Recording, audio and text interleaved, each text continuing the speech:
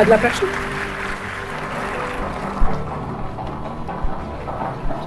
नमस्कार आदरणीय प्रधानमंत्री जी, मैं निदा राजकीय सर्वोदय कन्या विद्यालय नंबर 2 जामा मस्जिद में 11वीं कक्षा की छात्रा हूँ। सर, मैं आपसे ये प्रश्न करना चाहती हूँ कि सर, आपके जीवन में किसका सबसे अधिक योगदान रहा है, आपके अनुभवों का या आपके शिक्षकों का? बड़ा टिकलिश सवाल है क्योंकि हमें पढ़ाया जाता है कि अनुभव ये सबसे बड़ा शिक्षक है, ऐसा कहा जाता है।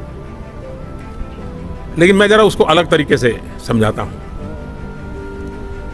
अगर आपको सही शिक्षा नहीं मिली है तो अनुभव भी आपको बर्बाद करने का कारण भी बन सकता है या आगे बढ़ने का अवसर ही बन सकता है। और इसलिए अनुभव उत्तम शिक्षक है स्वीकारने के बावजूद भी मैं मानता हूं कि आपकी शिक्षा संस्कार कैसे हुए हैं उस पर डिपेंड करेगा कि आपका अनुभव कैसे काम आता है। जैसे मान लीजिए कोई पिक पॉकेटर, आप बस में जा रहे हैं और जेब काट लिया, पैसे ले गया, अभी आपका अनुभव हुआ। अगर आपकी शिक्षा सही नहीं है, संस्कार सही नहीं, तो आपको विचार यह आएगा, अच्छा देखो बिना मेहनत वो तो रुपये कमा लिया, चलिए मैं भी उस रास्ते पर चल पड़ूं।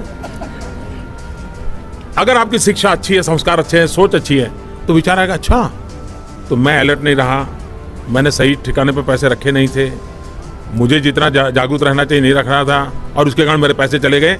तो वो एक ही चीज से दो अनुभव लिए जा सकते हैं, लेकिन अनुभव लेने का आधार वो बनता है कि आपकी शिक्षा कैसी हुई है। और इसलिए मेरे जीवन में शिक्षा का भी, शिक्षकों का भी, संस्कार का भी उतना ही महत्व रहा है जितना मैं अनुभव में से अच्छी अच्छी चीजें पकड़ने लग गया।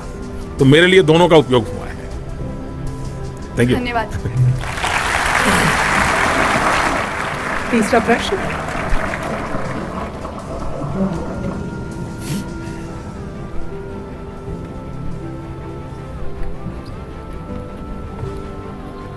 नमस्कार। नमस्ते। मेरा नाम सिंपल है।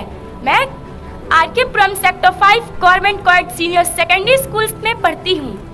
सर, क्या आपने एक बालक के तौर पर कभी सोचा है कि आप भारत में एक दिन प्रधानमंत्री बनेंगे? क्या आपने सोचा है कि आप विश्व भर में प्रसिद्ध होंगे?